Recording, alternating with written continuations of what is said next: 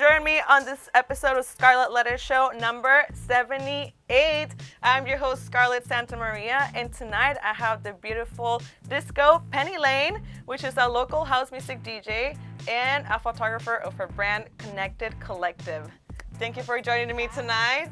Thanks for having me. Yeah, I'm so excited to have you here. You're always supporting, you're liking my stuff, you share it, and I see that and I appreciate that. And you're also an up and coming DJ and you've been killing it, girl. So I'm super excited to hear your story. And to begin, we're gonna play some Jenga, and whoever loses is gonna have to spin the wheel of misfortune. So you better get ready, girl. Game face. Game face on. You can go first because you're my guest, and then whenever you pick your piece, you can pick one of these and give me your little autograph. You're getting two pieces at once. I love it. See, you're going strong. You're going strong. Okay. 2 for 1. There you go. Okay. DiscoPennyLane and Connected Collective. Right, there you go. All right, pick. All right, there you go. See, you get 2 pieces. She's an expert, y'all. Oof. Do I have to spin the wheel again tonight? We're gonna have to see. I want to know how little DiscoPennyLane was. What were you doing when you were like in middle school, like high school? What was your childhood like? Yeah. And then you can put those back up there. Okay. Put them on the top. Yeah, and then it's your turn again. And then I gotta go again. All right. Yeah, as a child, I was definitely artsy and weird. I was a dancer starting from when I was about 18 months old, and You were dancing from your mom's womb. yeah, my mom was a professional dancer, and my grandma was an opera singer, and we're just a very kind of artsy family, very musical.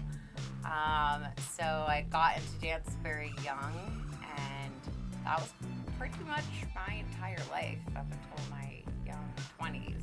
So I dabbled in some other things. I did like T-ball, Girl Scouts, Hidden Princesses, some things here and there, but I made dance company when I was about 6.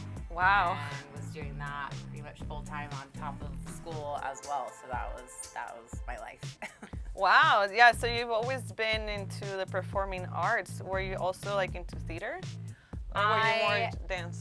I was more in dance, but we were a performance company, so we did a lot of shows. We did Lion King, Chorus Line, things like that. So there was some acting in it, but it was more dance, theatrical.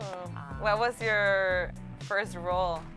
My first role, I was actually Hook. We did a musical production of Hook, the movie, the Robin Williams Peter Pan movie. Oh my God. And I was a mermaid. That's so cute. Yeah.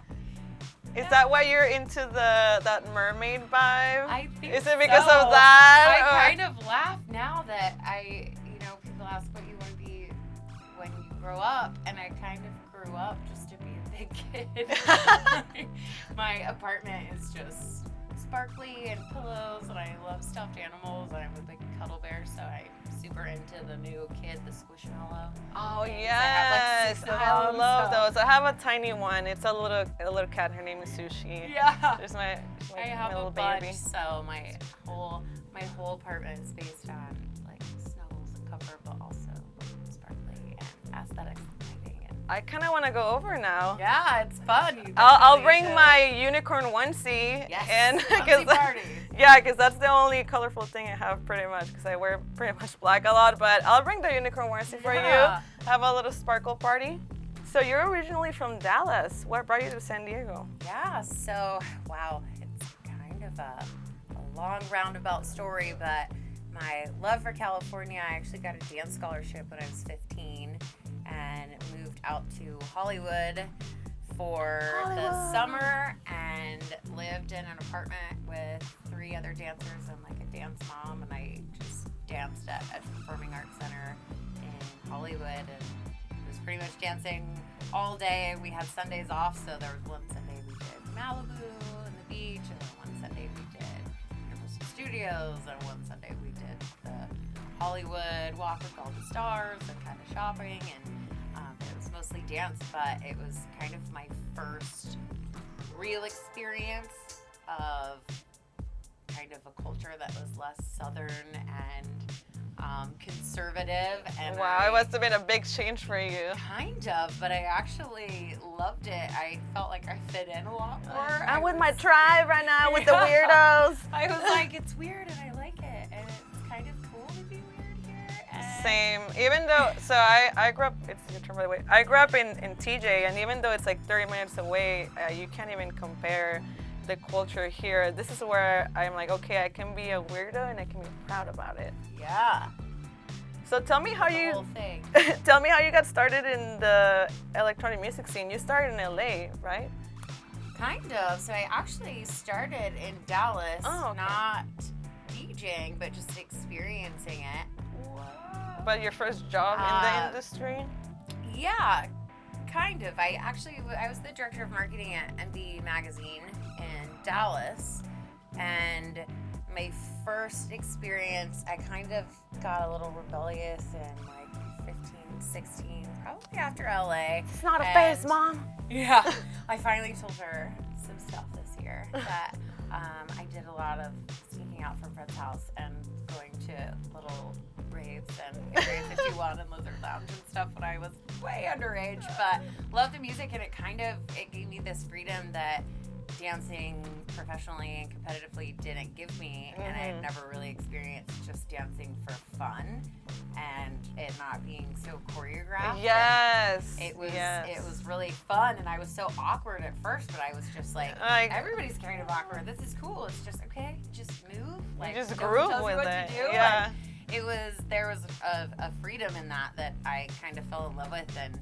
started really liking the house music. And then when I was at MB Magazine, we worked in partnership with another group and actually brought Tiesto. I just found that I still have the hard ticket from it in my little collection. Oh, box, I have, and it was yes. 2007, and we brought Tiesto to the Palladium, and then we ended up going to Vegas shortly after and got to go see In Search of Sunrise. And Oh, wow. Oh, you got to experience Tiesto when he was trans? yeah, Oh, when wow. he was in like the classic, Oh, because wow. my trance was like my first. I love my trance first too. love. Trance is still. So my it's turn? yeah. Okay. I don't think. Hard to pay attention to all the things. I know, yeah. That's the game. That is the game. Trying to catch me slipping. So tell me about how you got started into DJing. You recently started, and it's been such a transformational journey for you. Yeah. So, having been dancing in a performance company and professionally my whole life, I really have always been a professional. I've had jobs, and I never really did a whole lot of the free kid stuff. I was always very motivated and doing stuff, and I worked in LA. I was the marketing director at Avalon in Hollywood for a year back in 2012, and that was really, for me, very cool because it was right when like electronic dance music and more of like the big room stuff was becoming not as much mainstream, but more accessible, where a lot of artists, with EDC getting really big, and more artists were coming where you could actually just go see an artist at the club. And, for me in Dallas, there was some access to that, but getting to work with some of these people that I had You admire, yes. Life. Oh my God. And it was really hard to balance the fangirl and also be professional, and everybody kind of always joked that, oh, you're such a fangirl still, because I would nerd out, but. What was your biggest fangirl moment? Barry Corsten was probably a pretty big one. Yeah, and then it was actually my very first night there. I was up in the office with the guy John that owns it, that was a friend of mine, and I had opened a place in Dallas for him, and I was talking to this guy in the balcony and just talking music, and he's like, yeah, we should stay in touch, and he kind of gave me his card, and it was Gareth Emery's tour manager, and I remember being like, oh my gosh. Shook. Yeah, and you're trying to be cool, but I'm not very good at that. I'm a big dork, so. Hey, there's nothing wrong with expressing how you feel. Yeah, and it was cool, and I ended up writing for Joybeat and really getting into it, and it was cool, the humanizing aspect of it, that they're people and becoming friends with them, and Christina Sky was a big influence on me. She's one of my very good friends, and she's such a down-to-earth human in the way she was with her fans, that they're like her friends. She talks to everybody, and it was so cool. And I had friends always ask me, like, let me teach you how to DJ, but when do I have time for that? I'm working all the time, and I also knew that's a rabbit hole.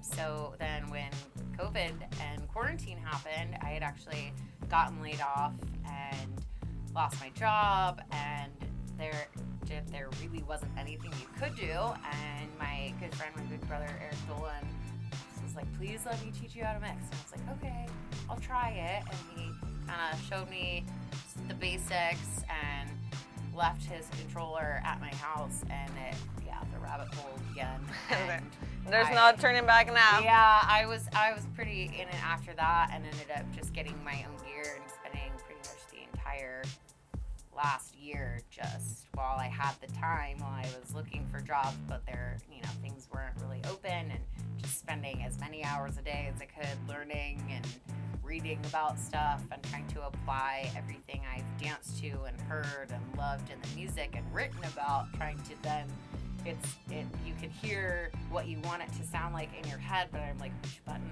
does this? Yes, it's a completely different yeah, thing. It's kind of going backwards when I'm having to translate it from my head and learn how to play it on the technology. So, but it's been awesome, and it's been really therapeutic and healing, and it kind of gave me that focus. My music has just always been my best friend. I was an only child. Me too. Yeah. Yes, yes. I didn't have brothers and sisters to play with or talk to, so all I did was listen to music. I mean, it was like just from where I used to sit with my cassette tape, trying to record it on the radio and try to catch those songs you're waiting for, and it kind of gave me an outlet, and it was fun because I got to be a participant in something creatively again. I don't dance anymore. I had a lot of injuries and had to get out of that, but it gave me another creative outlet that I can do for a long time, and it's exciting. It's exciting to be at the beginning of it as a DJ and as an artist and hoping to produce, and I have so many people that are really supportive and willing to teach and encourage, and there's a really great community. San Diego music community is really incredible. Oh, I remember seeing you at Laura's parties all the time. Yeah, Laura's parties were, they're incredible, and it's been just awesome to watch her as an artist. Oh yes, it's great. Yeah, but those parties were so inspiring because I am big on the aesthetics and making it beautiful and feel good, and also more about connection and community than going out and partying. And how do you create a connection with the people on the dance floor? Yeah, so I'm kind of lucky. I mean, most of the stuff that I've played has been a lot with friends and outdoor camping stuff because of quarantine and being safe.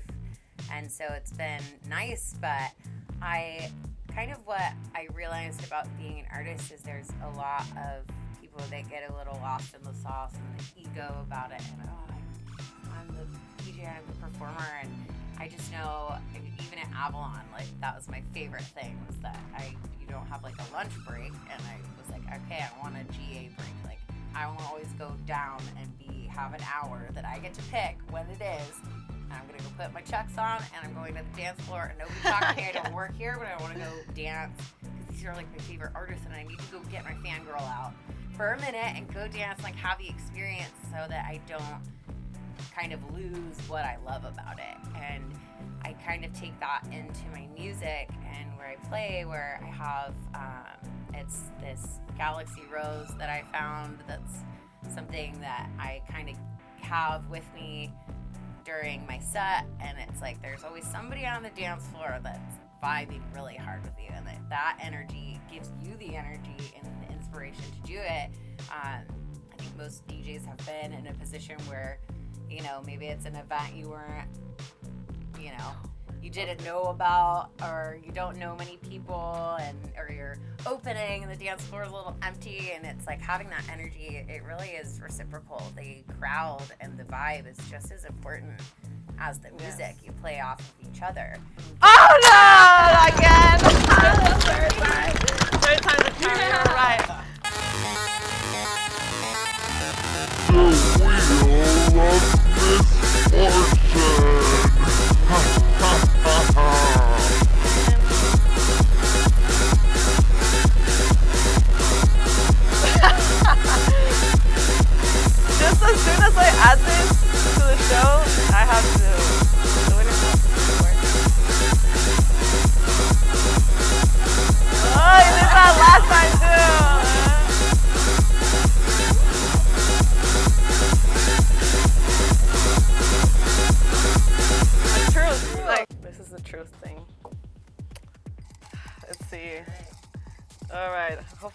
canceled. Just kidding. Have you ever cheated in an exam? Oh, yes. Yes. There was this one time, it was so dumb too, like, I knew the answer and I just wanted to make sure it was right. And I was like, I was about to graduate high school too, and then like the teacher like passed by and he saw that I had like ectomorph, like I don't know, it was some physics word, and that's just like the thing that pops into my mind right now. And then he took me to the back and he's like, were you cheating? I'm like, I just wanted to make sure it was right, and I was right. I just wanted to check.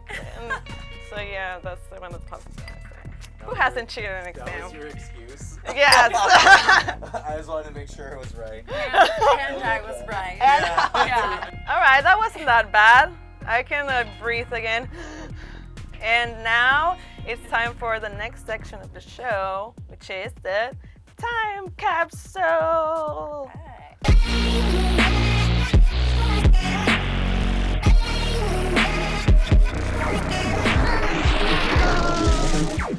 We're late. Picture number 1. Oh, this is one of my most favorite pictures. That is my mom and baby Tiff. And my shirt says "Born to Dance." Aw, see? I am rocking the face that is kind of known for me as well.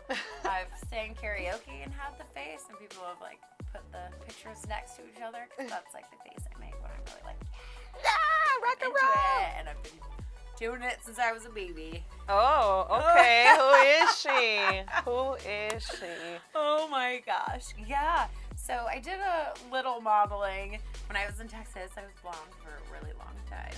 And this was a little Shiner box shoot I did with Robert Hart, who was one of my favorite photographers to work with. Looks like a beer ad. Is it a beer ad? Yeah, it was a Shiner With your box cowboy thing. hat. And You just need the burger. And yeah, I did a lot of like promotional modeling for different liquor companies and stuff, and you know, getting the fun $20 an hour getting to be out in the city. Right? Yes. I was always know working, those like BA a few jobs. jobs once I got like into college and just out of college, and yeah, so I had to have like professional pictures, and I ended up doing the photography. I'm like much more comfortable behind the camera. Oh, look at you. You're like to surf too. You're an ocean girl. Yeah, I am a surfer, and this is probably one of the happiest moments of my life. You look really happy. Yeah, I was in Costa Rica. I was actually on retreat. I worked with a coach. Her name is Mina Camille, and she is incredible. And it was this 17-week container with, you know, I think like 8 other men and women that were really into healing. I've suffered a lot of traumas and really dove into the self-healing and trying to up my manifestation game and really just kind of change the dynamic of my life. And we did a week-long retreat in Costa Rica that was completely life-changing. And What was your biggest takeaway?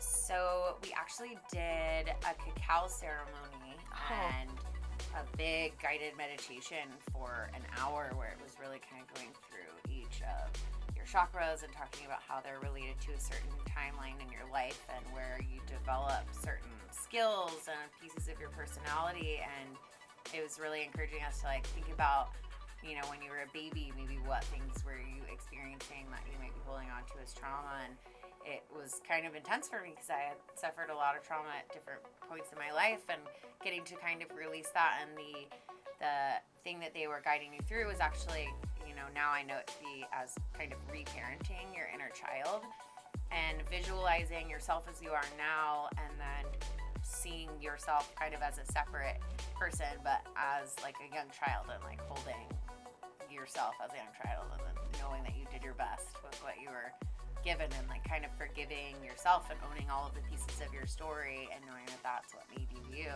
And it was extremely healing. I have a little tattoo on my back I ended up getting with a bunch of the things from there, the blue morpho, which is also on my logo, and a big piece of everything, kind of the caterpillar soup butterfly transformation, and knowing that it's never over. No. You're always learning. You're always growing. Yeah. Always. That's like the biggest thing for me. I'm really into self-improvement. I'm really into self-help books and just learning how to transform every day.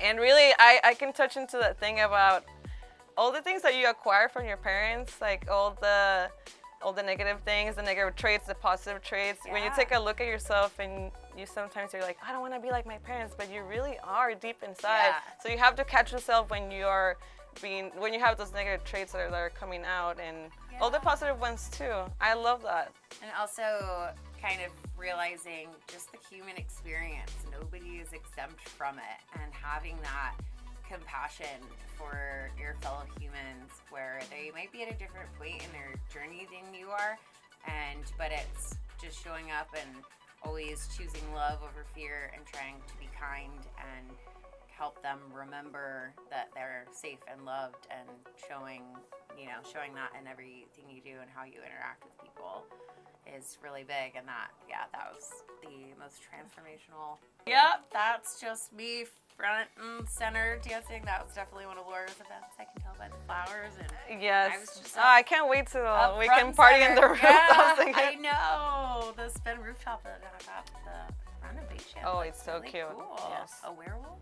Yeah. And then last one. Yeah. Oh, DiscoPennyLane in action. Was one of the little campouts we did with my collective family, PG Sport House, and we have started doing little campouts that just started with a few of us that were living by ourselves, and we're kind of, mental health is really big and we needed that connection, so we would go out camping and started just playing music, and I started DJing and started practicing there, and then a couple other people got into it, and now we're kind of a little music collective, and we've started putting on some little events here and there, and are kind of revamping now that things are open, and planning to launch that as well. So big plans. Big plans coming. It's fun. Awesome. Thank you for sharing that stories behind all the pictures. Now we're on to the last section of the show, which is the human experience.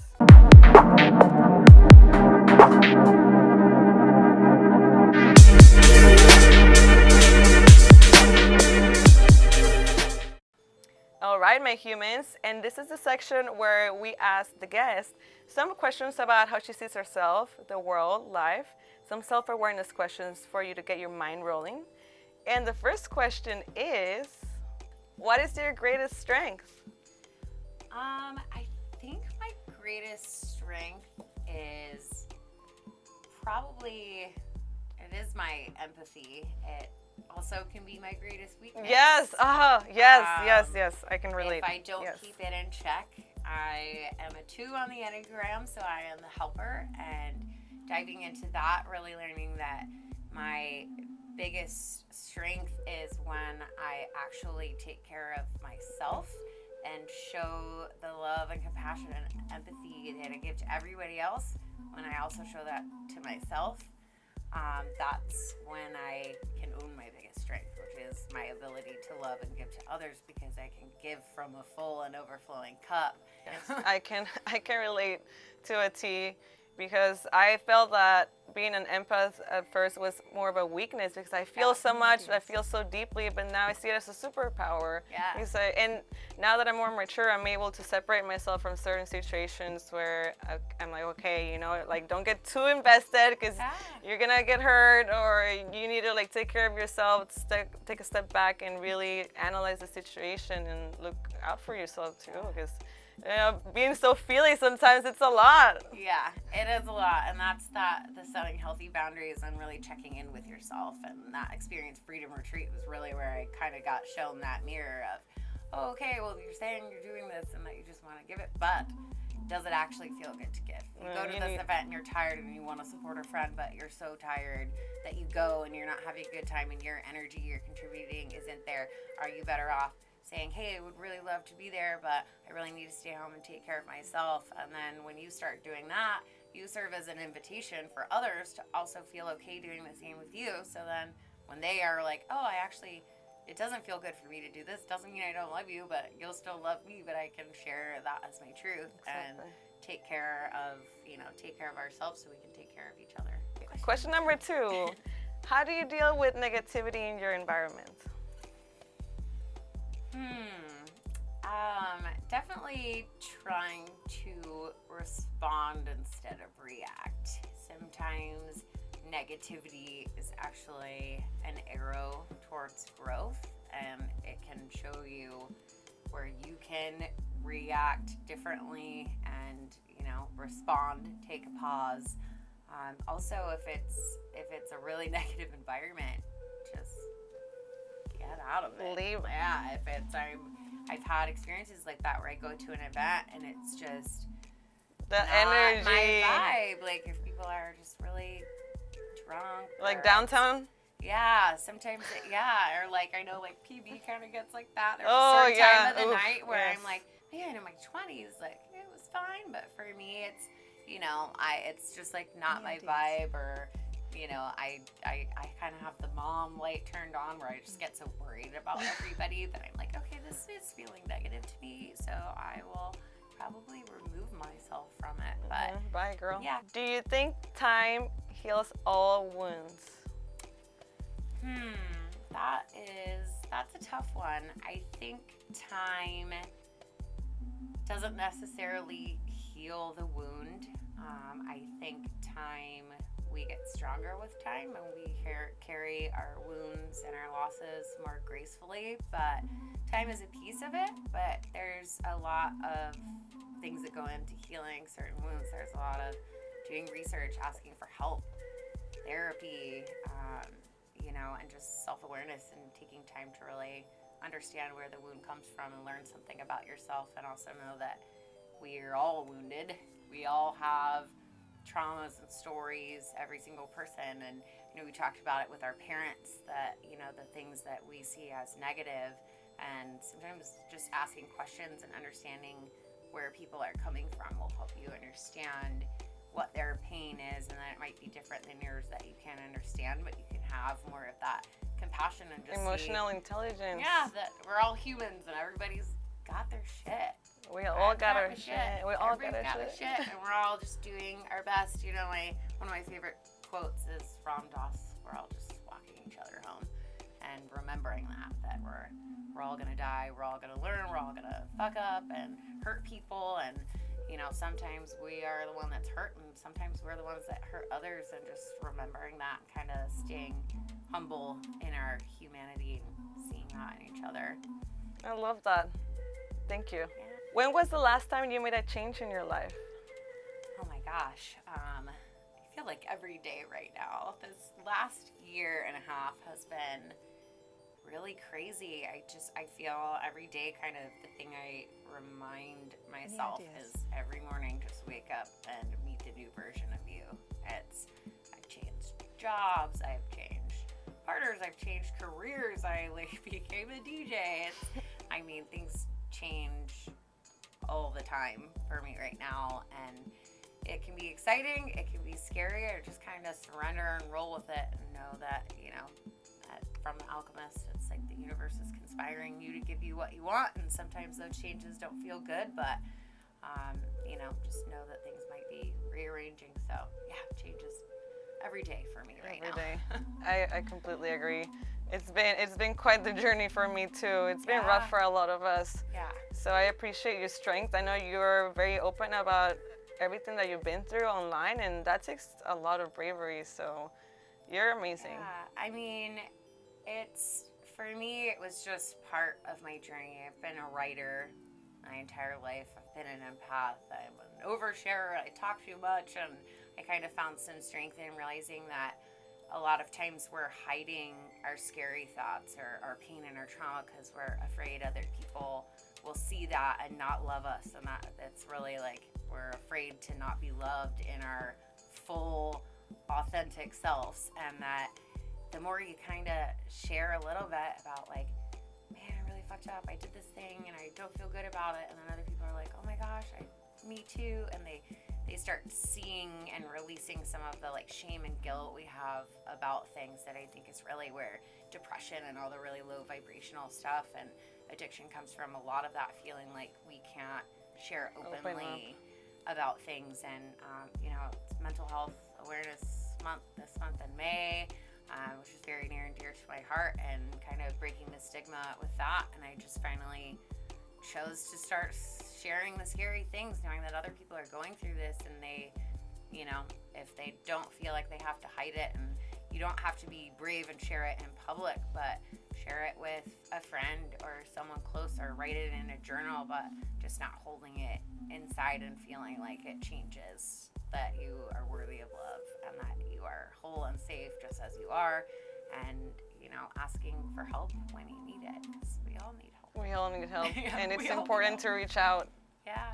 Thank you. Wow, I feel, I really feel everything right now. I feel how genuine you are, and your pain and your happiness, everything at the same time. So thank you for this. You've been such a beautiful person to interview, and for you to just open up like that, I appreciate that. Yeah, thanks for having me. It really was an honor. There's been just so many incredible people on this show, and I've always loved watching you do your thing and really admired it. So it was a pleasure.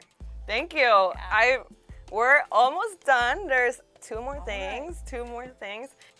All right. This is my letter to you. Okay. Something that I saw that made me think of you. Yeah. So here you go. And then, screen. You can use this as a letter opener. Right. You can read it out now. License open. I don't have to cut my hand. There you go. Give you this back. I'm a little clumsy. I shouldn't have weapons. It's okay. It's not that sharp. Right. Before she became fire, she was water, quenching the thirst of every dying creature. She gave and she gave until she turned from sea to desert. But instead of dying of the heat, the sadness, the heartache, she took all of her pain and from her own ashes became fire. Nikki to Gil. Oh, that gave me goosebumps. Aw, That's so beautiful. thank you. Yes, of course.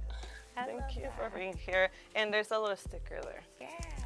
And last but not least, you get your Hi. parting souvenir from the mystery box. The mystery box. All right.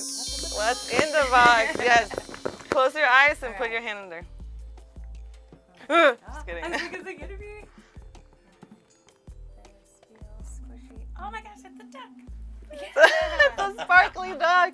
So it's something my mom always told me when things are hard or somebody throws negativity or something at you that doesn't feel like yours. Let it roll off like water Like a off the duck. duck's back.